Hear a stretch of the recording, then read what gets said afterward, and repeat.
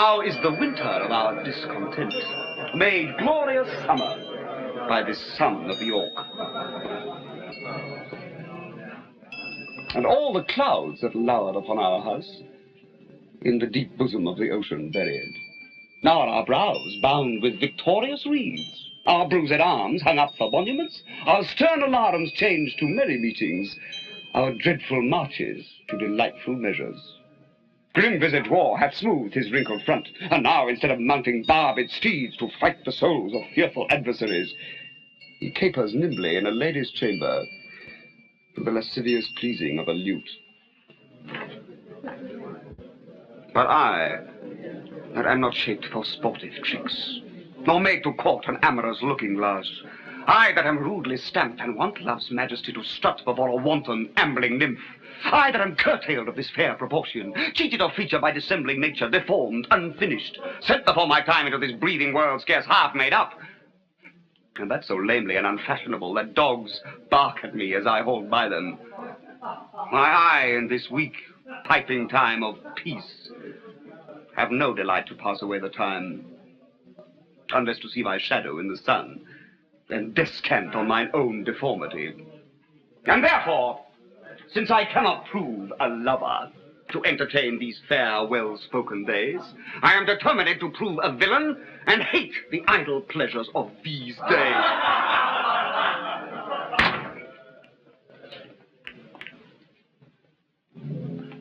Plots have I laid, inductions dangerous, by drunken prophecies, libels, and dreams, to set my brother Clarence and the king in deadly hate the one against the other. And if King Edward be as true and just as I am subtle, false, and treacherous, this day should Clarence closely be mewed up about a prophecy which says that G of Edward's heirs, the murderer shall be. I have thoughts down to my soul. Here Clarence comes. Brother, good day. What means this armed guard that waits upon your grace?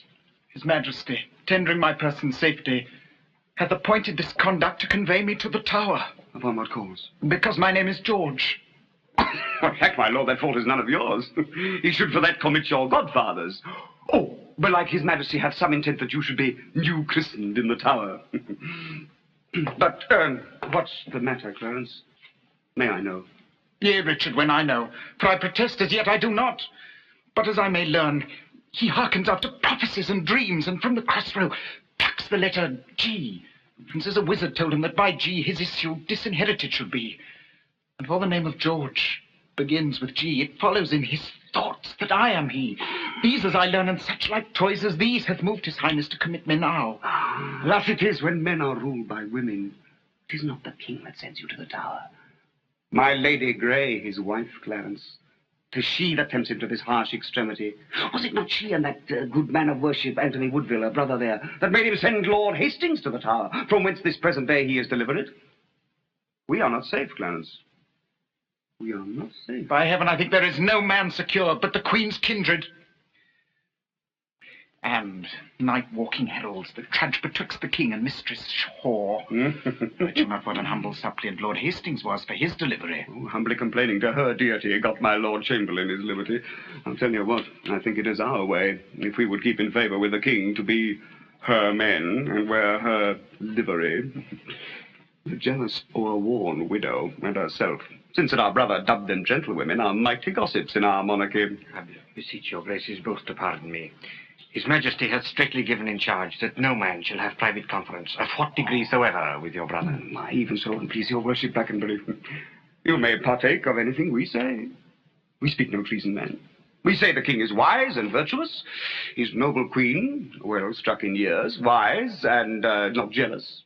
We say that Shaw's wife hath a pretty foot, a cherry lip, a bonny eye, a passing pleasing tongue, and that the queen's kindred are made gentlefolk. Now say you, man, can you deny all this? With this, my lord, myself have naught to do. Naught to do with Mistress Shaw? I tell thee, fellow, he that doth naught with her, excepting one, were best to do it secretly alone. What one, my lord? Her husband, knave. Wouldst thou betray me? I do beseech your We grace. know thy charge, Brackenbury, and will obey. We are the Queen's abjects, and must obey. Brother, farewell. I will unto the King, and whatsoe'er you will employ me in, were it to call King Edward's widow sister, I will perform it to enfranchise you. Meantime, this deep disgrace in brotherhood touches me deeper than you can imagine. I know it pleaseth neither of us well. Well, your imprisonment shall not be long. I will deliver you, or else lie for you. Meantime, have patience. I must perforce. Farewell.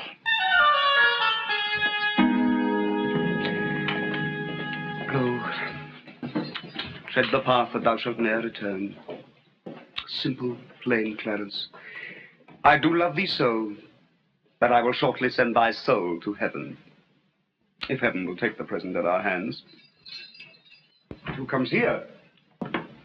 The new delivered Hastings. Good time of day unto my gracious lord. As much unto my good Lord Chamberlain. How hath your lordship brooked imprisonment? With patience, noble lord, as prisoners must. But I shall live, my lord, to give them thanks that were the cause of my imprisonment. No doubt, no doubt. What news abroad? No news abroad so bad as this at home.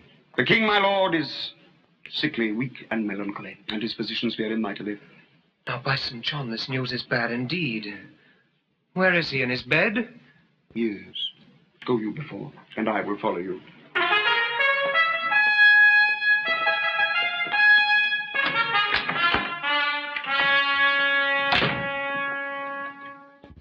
He cannot live, I hope. I must not die till George be packed with post-horse up to heaven. I'll urge his hatred more to Clarence with lies well steeled with weighty arguments. And if I fail not of my deep intent, Clarence hath not another day to live.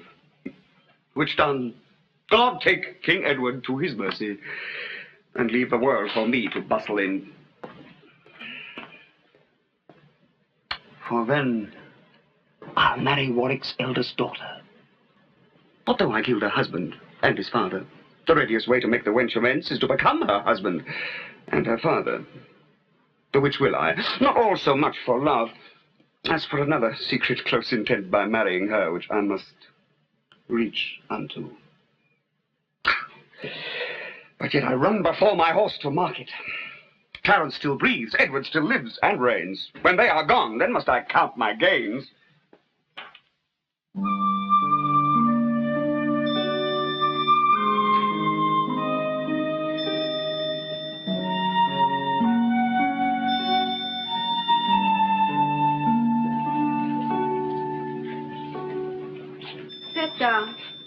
Set down your honorable load, whilst I a while obsequiously lament the untimely fall of virtuous Lancaster. Poor, key-cold figure of a holy king, pale ashes of the house of Lancaster, thou bloodless remnant of that royal blood.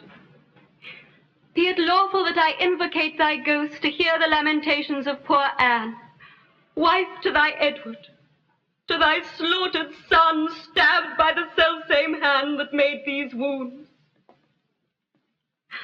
Lo, in these windows that let forth thy light, I pour the helpless balm of my poor eye. Oh, cursed be the hand that made these holes. Cursed the heart that had the heart to do it. If ever he have wife, let her be made more miserable by the death of him than I am made by my young lord and thee.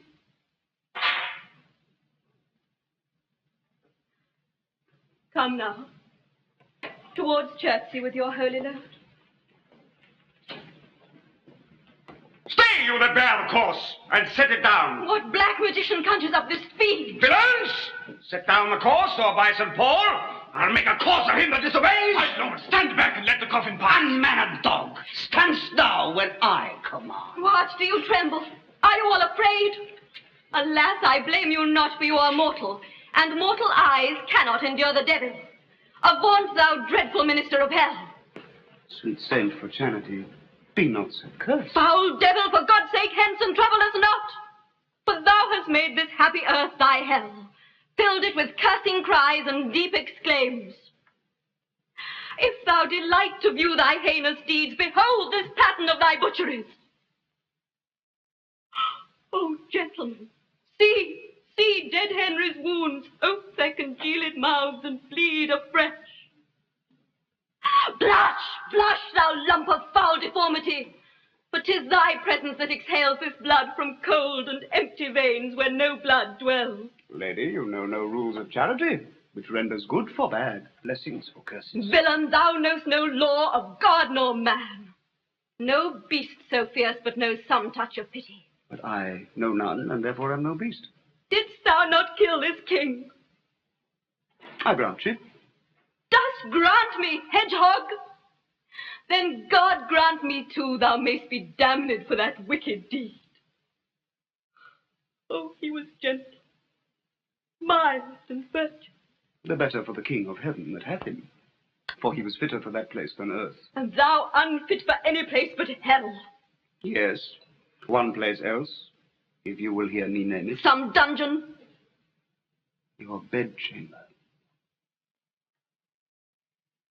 Ill rest betide the chamber where thou liest. So will it, lady, till I lie with you. I hope so. I know so. But, gentle Lady Anne, was not the causer of the timeless deaths of these Plantagenets, Henry and Edward, more blameful than the executioner? Thou wast the cause, and most accursed effect. Your beauty was the cause of that effect. Your beauty that did haunt me in my sleep, to undertake the death of all the world, so I might live 1 hour in your sweet bosom. If I thought that, I tell thee, homicide, these nails would rent that beauty from my cheeks. He that bereft thee of a husband, lady, did it to help thee to a better husband. Its better does not breathe upon the earth. He lives that loves thee better than he could. Where is he? Here. Why dost thou spit at me? Would it were mortal poison for thy sake. Never came poison from so sweet a place. Never hung poison on a fouler toad. Out of my sight thou dost infect mine eye. Thine eyes, sweet lady, have infected mine. Would they were basilisks to strike thee dead. I would they were, that I might die at once. Those eyes of thine from mine have drawn salt tears. These eyes, which never shed remorseful tear. No, when thy father York and Edward wept to hear the piteous moan that Rutland made. Nor when thy warlike father, like a child, told the sad story of my father's death, that all the standers by did wet their cheeks, like trees bedashed with rain. In that sad time my manly eye did scorn and humble tear. What these sorrows could not thence exhale, thy beauty hath, and made them blind with weeping. I never sued to friend nor enemy. My tongue could never learn sweet smoothing word. But now thy beauty has proposed my fee. My proud heart sues, and prompts my tongue to speak. Teach not thy lips such scorn, for it was made for kissing, lady, not for such contempt.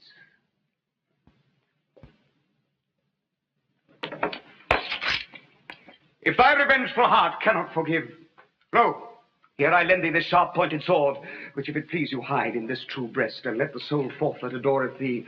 I lay it naked to a deadly stroke, and humbly beg the death upon my knee. Nay, do not pause, for I did kill King Henry, but 'twas thy beauty that provoked me. Nay, now dispatch! 'Twas I that stabbed your Edward, but 'twas thy heavenly face that set me on.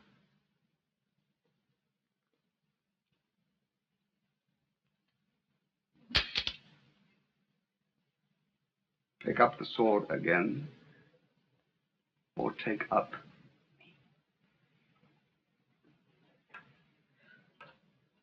Arise, dissembler. Though I wish thy death, I will not be thy executioner.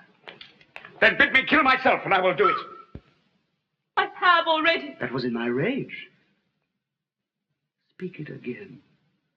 I would I knew thy heart. Disfigured in my tongue. I fear we both are false. Never man was true. Well, Well, put up your sword. So then my peace is made. What shalt thou know hereafter? And shall I live in hope? All men, I hope, live so.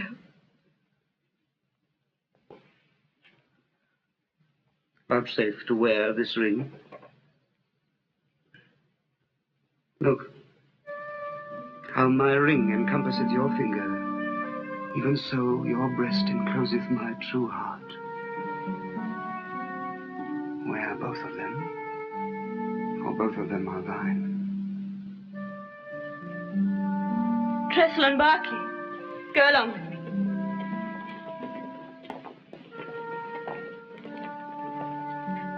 Bid me farewell. 'Tis more than you deserve. But since you teach me how to flatter you, imagine I have said farewell already. Towards Chertsey, noble lord. No, towards Whitefriars, there attend my coming.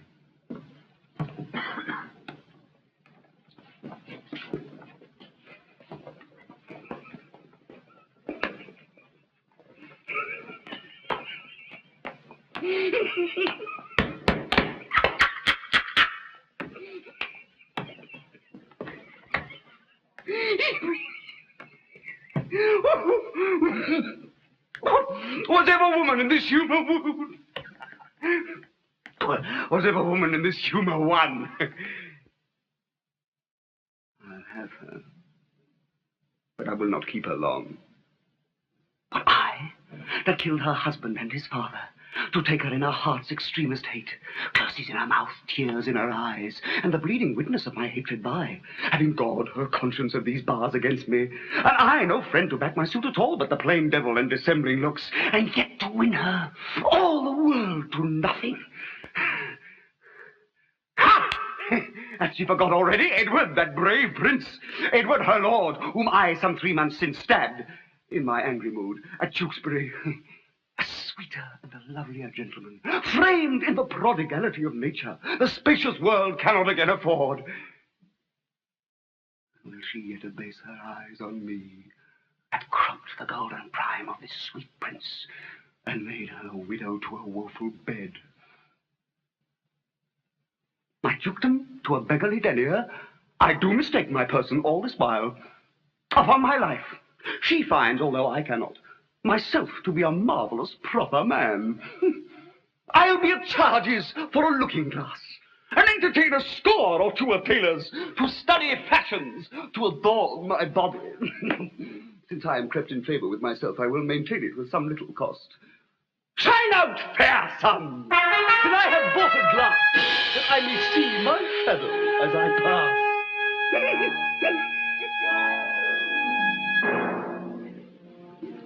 Have patience, madam. There is no doubt His Majesty will soon recover his accustomed health. In that you broke it ill, it makes him worse. Therefore, for God's sake, entertain good comfort. If he were dead, what would betide on me?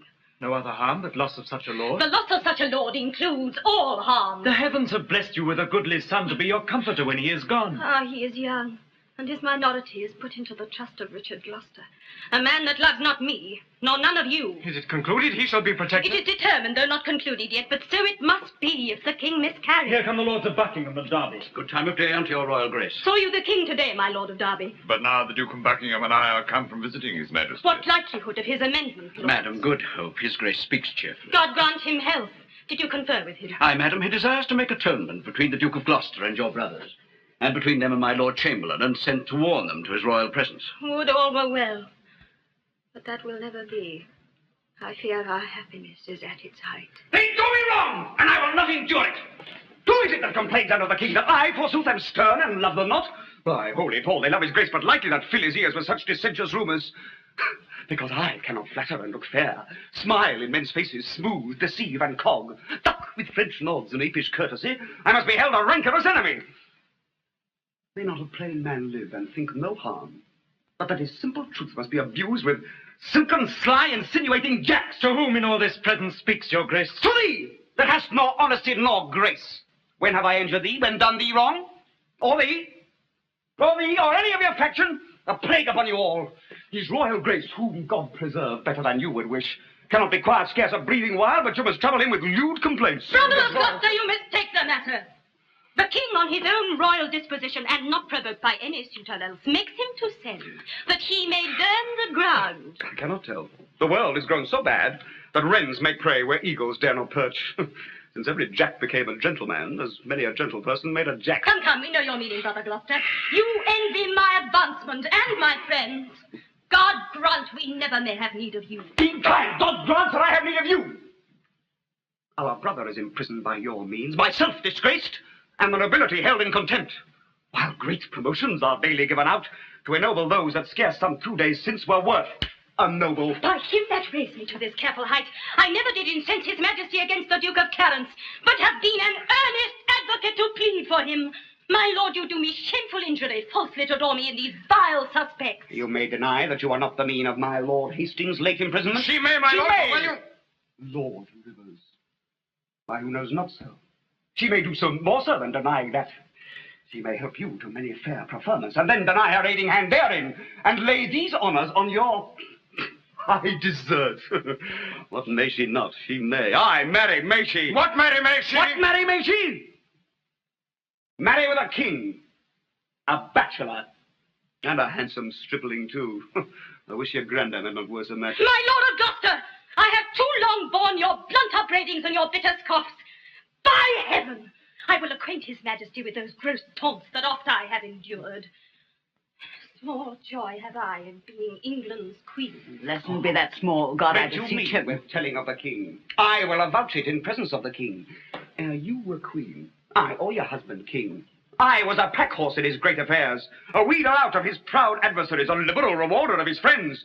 To royalize his blood, I spent mine own. Aye, and much better blood than his or thine. Which time, you and your husband, Grey, were factious for the house of Lancaster. And Rivers, so were you. My poor Clarence did forsake his father Warwick. Aye, and forswore himself, which Jesu pardon, to fight on Edward's party for the crown. And for his meed, poor lord, he is mewed out.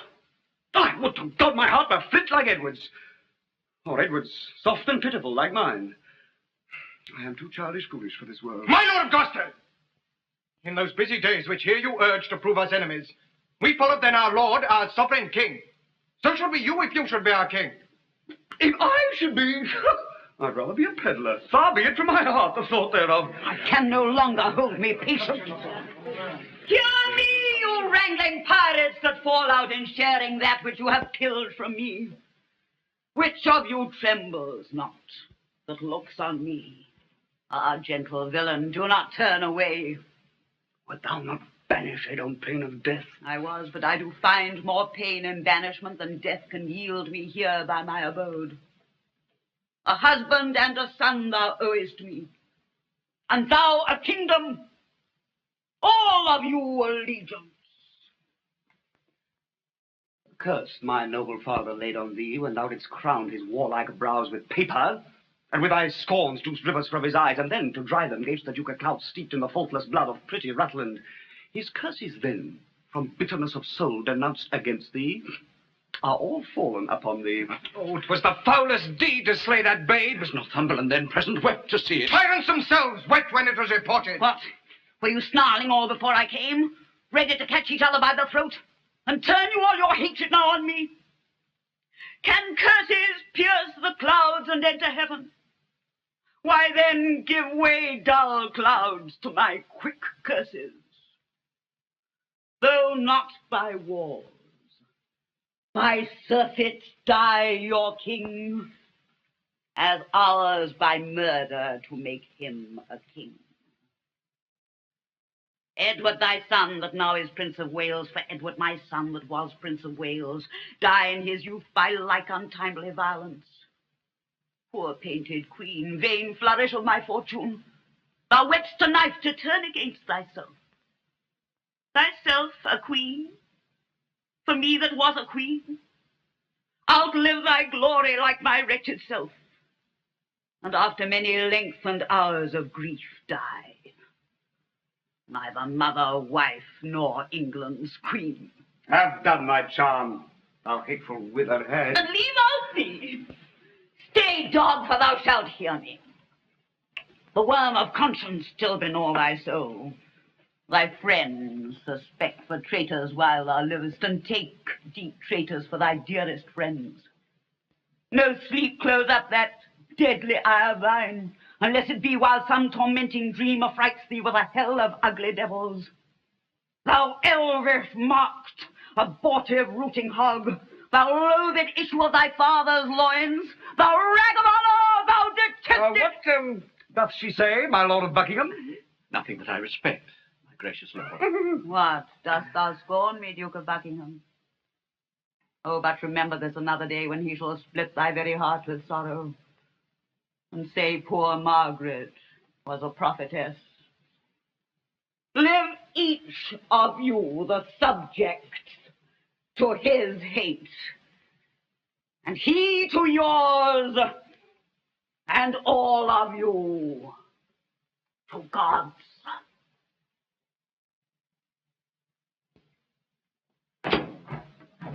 Madam, His Majesty doth call for you, and for your grace, and yours, my gracious lord. Catesby, I come. Lord, will you go with me? We wait upon your grace.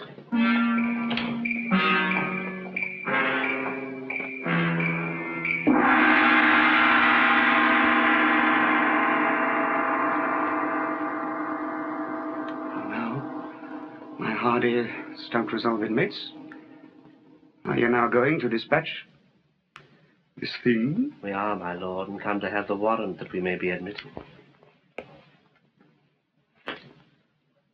Where he is.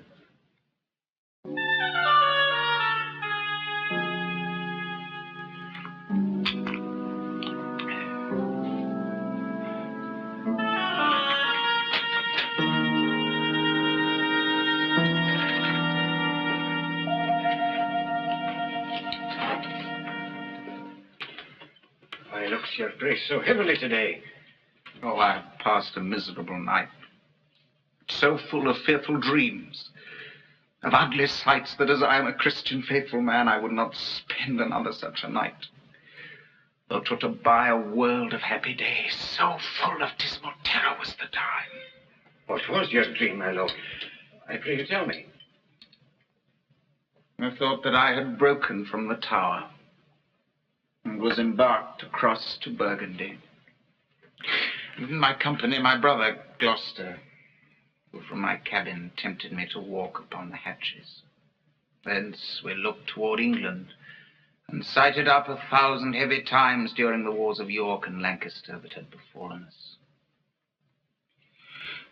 As we paced along, upon the giddy footing of the hatches, methought that Gloucester stumbled, and in falling struck me, that thought to stay him. Overboard, into the tumbling billows of the main. O Lord, methought, what pain it was to drown. What dreadful noise of water in mine ears. What sights of ugly death within mine eyes. Methought I saw 1,000 fearful wrecks, 1,000 men and fishes gnawed upon.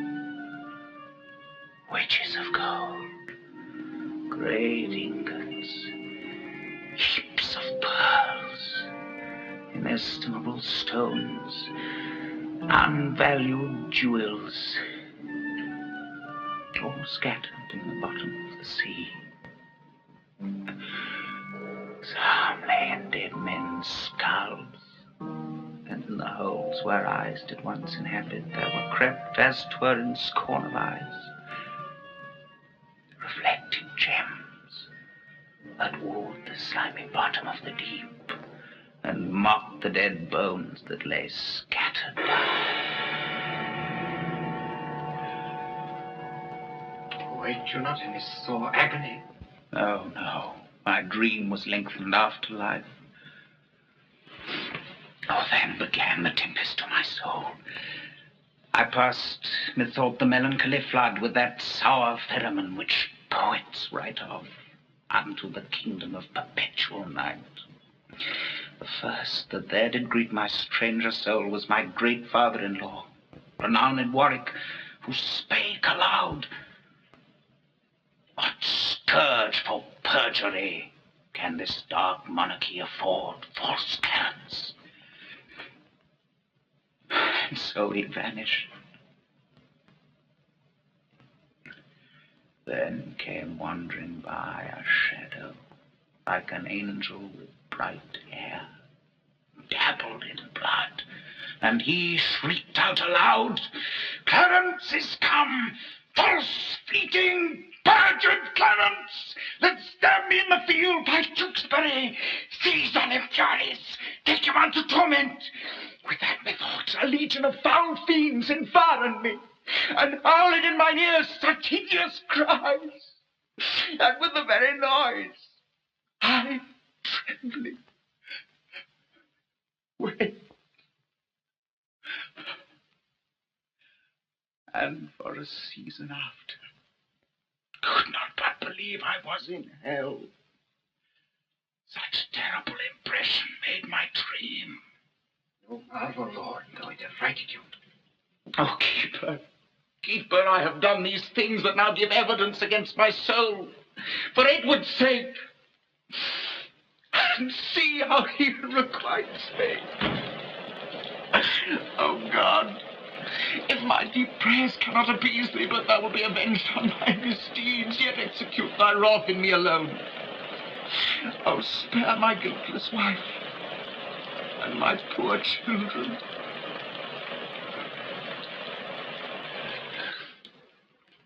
Keeper, I prithee, sit by me a while. My soul is heavy, and I fain would sleep. I will, my lord. God to give you grace, good rest. Oh, there!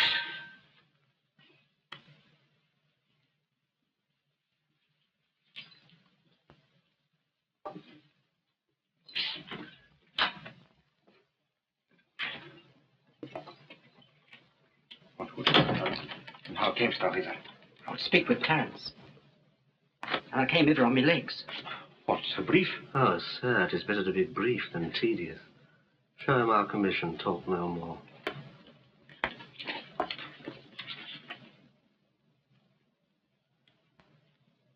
I am in this commanded to deliver the noble Duke of Clarence to your hands.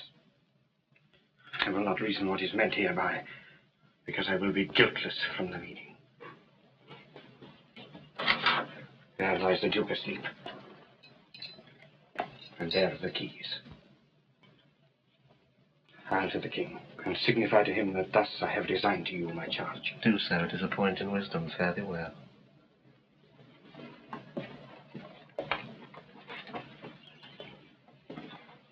What, shall we stab him as he sleeps? No. Then you say it was done cowardly, and he wakes. Ah, we will never wake until the great judgment day. Why, then he'll say we stabbed him sleeping. That word, judgment, has bred a kind of remorse in me. Remember our reward when the deed is done. Can't he dies? I forgot the reward. Where's thy conscience now? In the Duke of Gloucester's purse.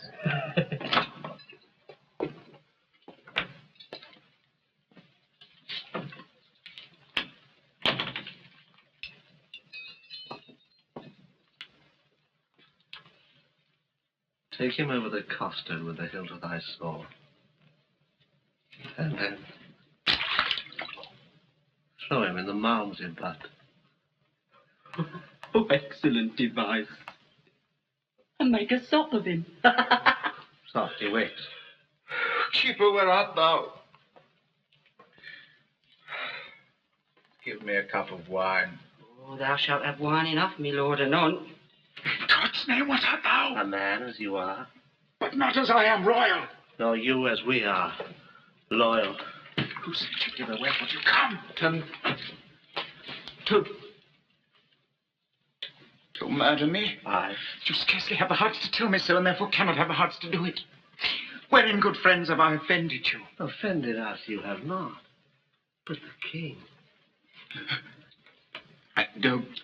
Go back again, and I will send you to my brother, Gloucester, who better shall reward you for my life than Edward will for tidings of my death. How? You deceive yourself. 'Twas he that sent us to destroy you here. It cannot be. For he bewept my fortune and had me in his arms and swore with sobs that he would labour my delivery. Why, so he doth. Now he delivers you from this world's thraldoms to the joys of heaven. Make peace with God. For you must die, my lord. Have you that holy feeling in your souls to counsel me to make my peace with God? And are you yet your own souls so blind that you will war with God by murdering me? Relent and save your soul. Relent? 'Tis cowardly and womanish. Not to relent is beastly, savage, devilish. Oh, friend, I spy some kind of pity in thy looks. Oh, if thine eye be not a flatterer, come thou on my side and entreat for me, a begging prince. What beggar pities not? Behind you, my lord! And if all this will not do, I'll drown thee in the arms of my...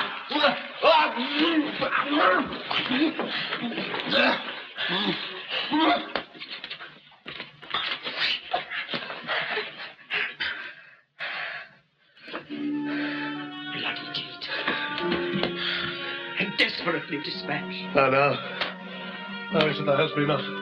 I have no Duke to the house like thou art. And he knew that I had saved his brother. Take thou the fee, and tell him what I say. For I repent me that the Duke is slain. So do not I. Go, coward as thou art. But I'll go hide the body in some hole, till that the Duke give order for his burial.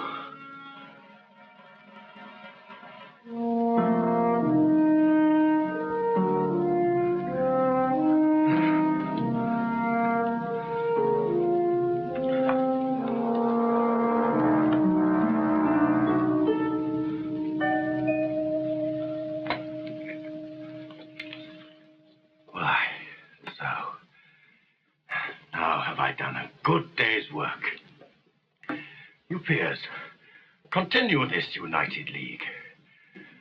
I every day expect an embassage from my Redeemer to redeem me hence. And more to peace my soul shall part to heaven, since I have made my friends at peace on earth.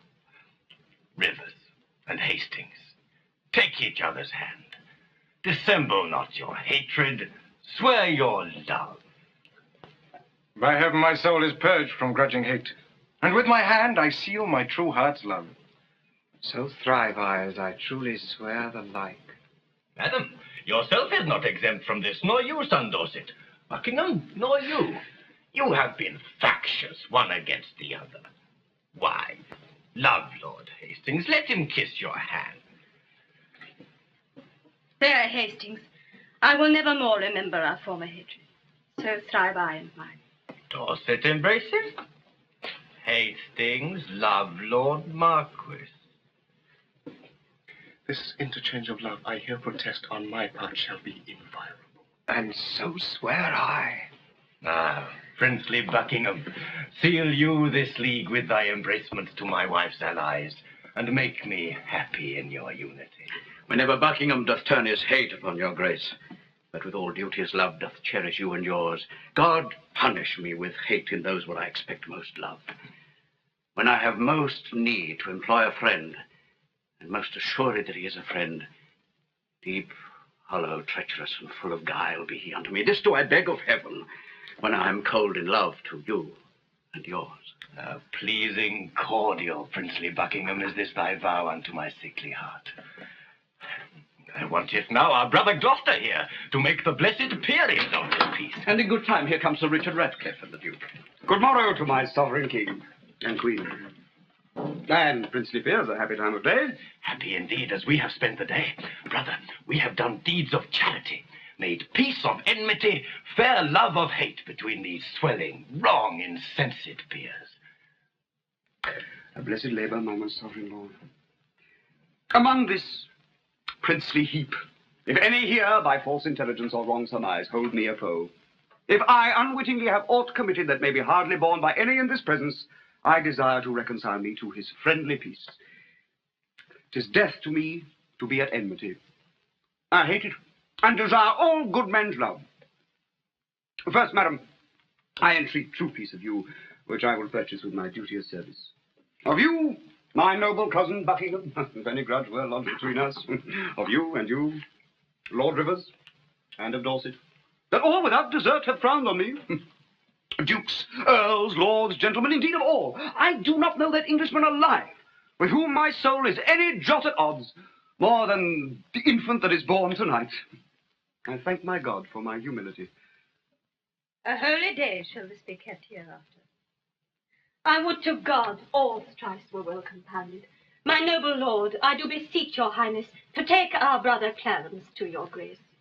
Why, madam, have I offered love for this? To be so flouted in the royal presence? Who knows not that the gentle duke is dead? You do him injury to scorn his cause. Who knows not he is dead? Who knows he is? Seeing heaven, what a word is this? Is Clarence dead? The order was reversed. But he, poor man, by your first order died, and that a winged Mercury did bear. Some tardy cripple bore the countermand, that came too lag to see him buried. Sue to me for him. Who in my wrath kneeled at my feet and bid me be advised? Who spoke of brotherhood? Who spoke of love? Who told me how the poor soul did forsake the mighty Warwick and did fight for me? Who told me in the field at Tewkesbury, when Oxford had me down, he rescued me and said, "Dear brother, live and be a king"? Who told me when we both lay in the fields, frozen almost to death, how he did lap me even in his garments, and did give himself all cold and naked to the numb cold night? All this from my remembrance, brutish wrath sinfully plucked.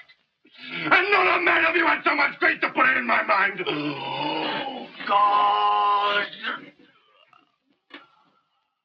I fear high justice will take hold on me. And you, and mine,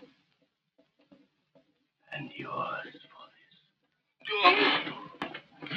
Come, Hastings, help me. Poor Clarence.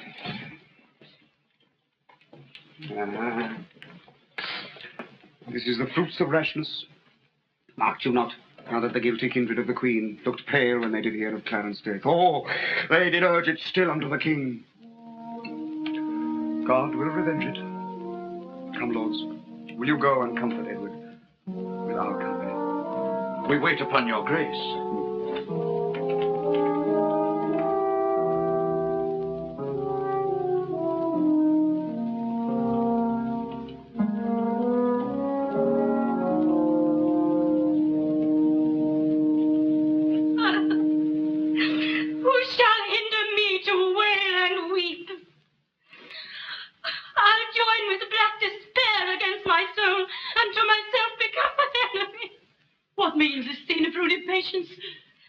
Edward, my lord, my son, our king is dead.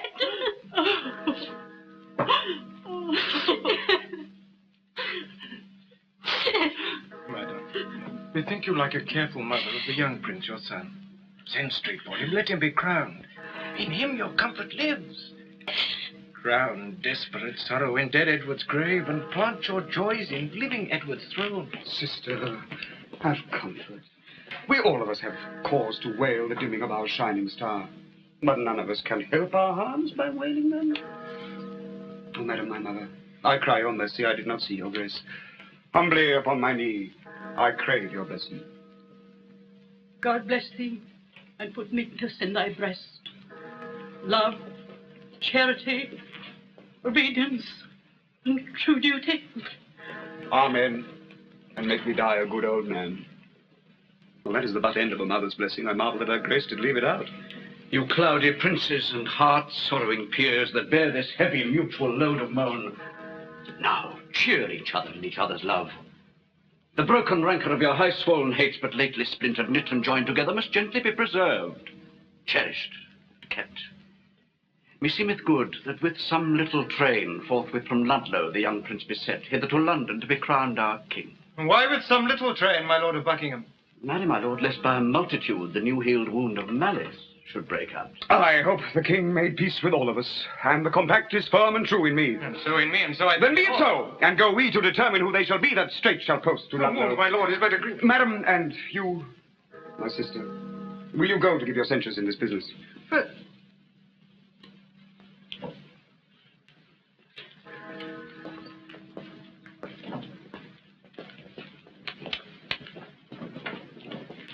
My lord, whoever journeys to the prince, for God's sake, let not us two stay at home.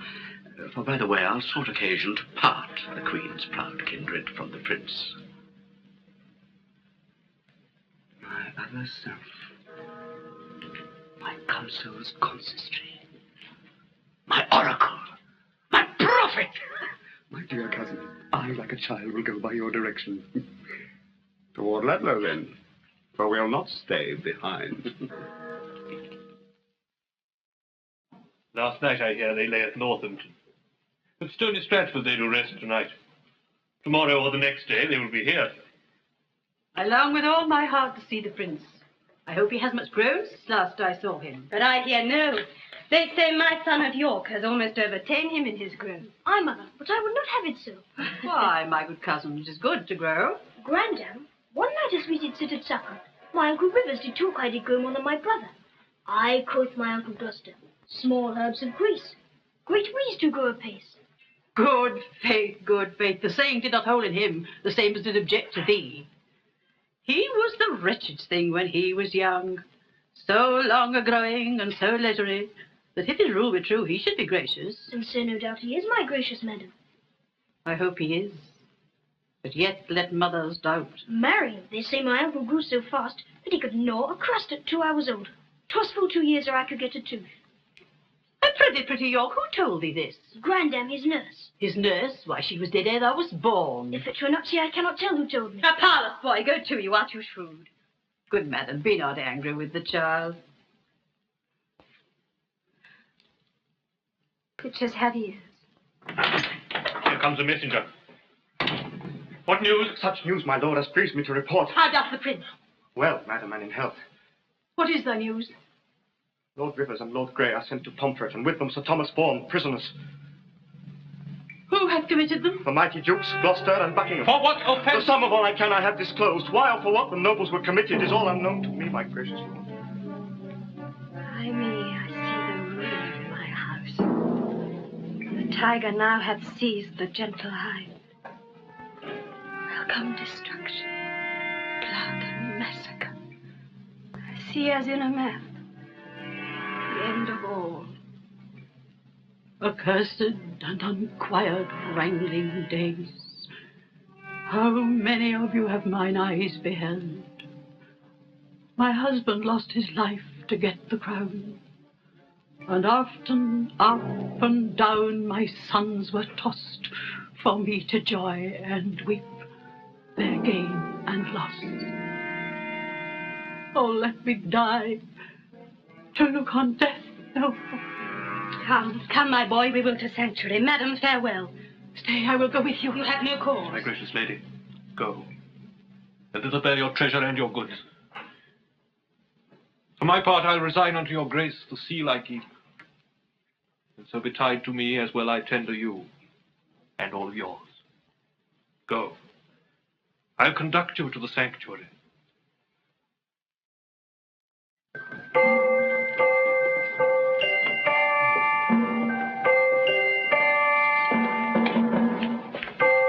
Welcome, sweet prince, to London, to your chamber. Welcome, fair cousin, my fourth sovereign. The weary way hath made you melancholy. No, uncle. But our crosses on the way have made it tedious, wearisome, and heavy. I want more uncles here to welcome me. Sweet prince. The untainted virtue of your years hath not yet dived into the world's deceit. No more can you discover of a man than of his outward show, which God he knows seldom or never trumpeth with the heart. Those uncles that you want were dangerous. Your grace attended to their sugared words, but look not on the poison in their hearts. God keep you from them, and from such false friends. God keep me from false friends. But they were none. My lord, the mayor of London comes to welcome you. God bless your grace with health and happy days. Thank you, good my lord, and thank you all. I thought my mother and my brother York would long ere this have met us on the way. Fie, what a slug is Hastings, that he comes not to tell us whether they will come or no. And in good time, here comes the sweating lord. Welcome, my lord. What, will our mother come? On what occasion? God he knows, not I. The Queen, your mother, and your brother York have taken sanctuary. Oh. The tender prince would fain have come with me to meet your grace, but by his mother was perforce withheld. What an indirect and peevish course is this of hers. Lord Cardinal, will your grace persuade the Queen to send the Duke of York unto his princely brother presently? If she deny, Lord Hastings, go with him.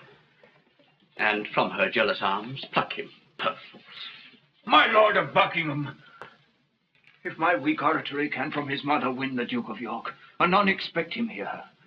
But if she be obdurate to mild entreaties, God forbid we should infringe the holy privilege of blessed sanctuary. Not for all this land would I be guilty of so great a sin. You are too senseless, obstinate, my lord, too ceremonious and traditional. Wait, but with the grossness of this age, you break not sanctuary in seizing him. The benefit thereof is always granted to those whose dealings have deserved the place, and those who have the wit to claim the place. The prince hath neither claimed it nor deserved it, and therefore, in mine opinion, cannot have it. Oft have I heard of sanctuary men, but sanctuary children, ne'er till now. My lord, you shall all rule my mind for once. Come on, Lord Hastings, will you go with me? I go, my lord.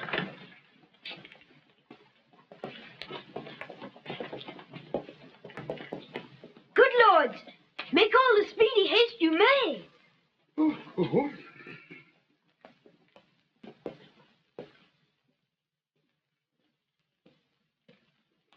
Say, Uncle Gloucester, if our brother come, where shall we sojourn till our coronation? Where it seems best unto your royal self. If I may counsel you, some day or two your highness shall repose you at the Tower. Then where you please, and shall be thought most fit for your best health and recreation. I do not like the Tower, of any place. Did Julius Caesar build that place, my lord? He did, my gracious lord, begin that place, which since succeeding ages have re-edified. And is it upon record, or else reported successively from age to age he built it? Upon record, my gracious lord. But say, my lord, it were not registered. Methinks the truth should live from age to age, as 'twere retailed to all posterity, even to the general ending day. So wise, so young, they say do ne'er live long. That Julius Caesar was a famous man.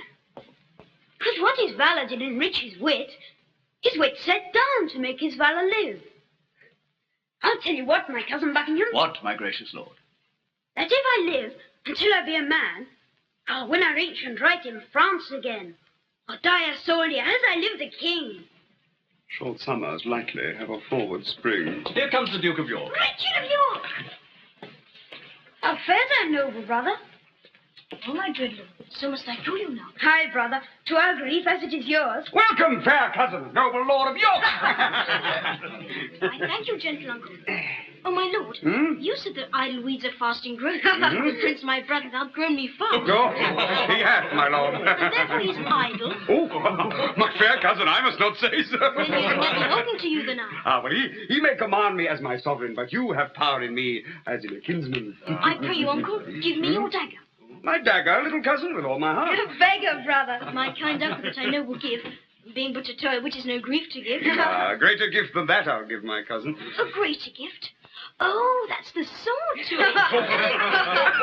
Why, would you have my weapon, little lord? I would that I might thank you as you call me. How? Look. My lord of York will still be crossing swords. Uncle, your grace knows how to bear with me. Yeah? You mean to bear me, not to bear with me. Uncle, my brother mocks both you and me, because that I'm little like me. He thinks you should bear me on your shoulders.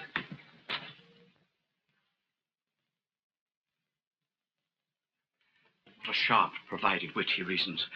To mitigate the scorn he gives his uncle, he prettily enacted taunts himself. So cunning and so young is wonderful.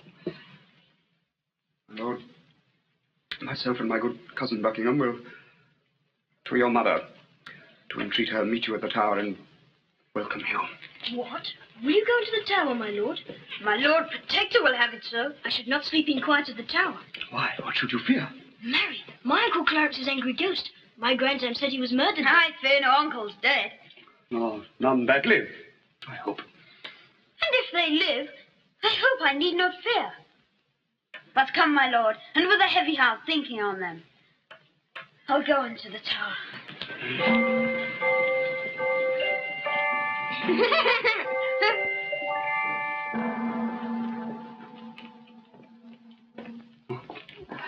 Thank you, my lord. This little prating York was nothing expensive by his subtle mouth and tonsure was appropriate. No doubt, no doubt. Oh, perilous boy. He's all the mothers from the top to toe. Well, let them rest. Come hither, Catesby. What thinkst thou? Is it not an easy matter to make William Lord Hastings of our mind for the instalment of this noble duke in the seat royal of this famous isle? He, for his father's sake, so loves the prince that he will not be won to aught against him. What thinkst thou then of Stanley, will not he?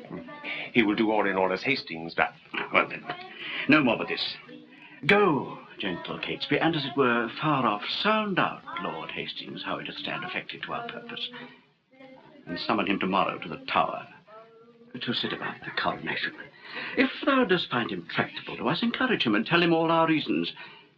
If he be leaden, icy, cold, unwilling, be thou so too, and so break off the talk and give us notice of his inclination. Commend me to Lord William. Tell him, Catesby, his ancient knot of dangerous adversaries tomorrow are let blood at Pomfret Castle. And bid my lord, for joy of this good news, give Mistress Shaw one gentle kiss the more. My lord, what shall we do if we perceive Lord Hastings will not yield to our complaints? Chop off his head? Something we will determine.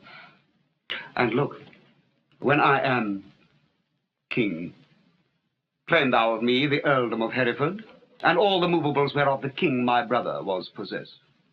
I'll claim that promise. At your highness' hand. And look to have it yielded with all kindness.